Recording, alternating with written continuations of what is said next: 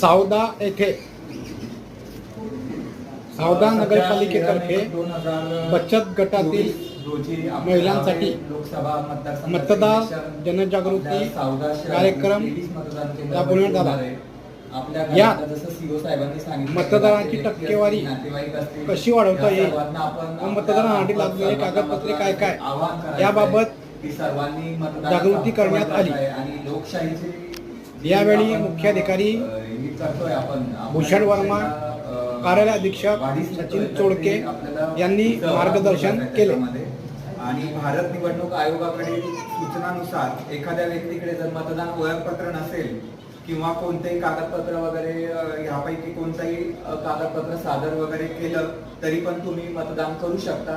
असं घाबरून जायची गरज नाही की मतदानचा तुमच्याकडे एक जो कार्ड असतो मतदान कार्ड आहे तर तो नाहीये म्हणून त्या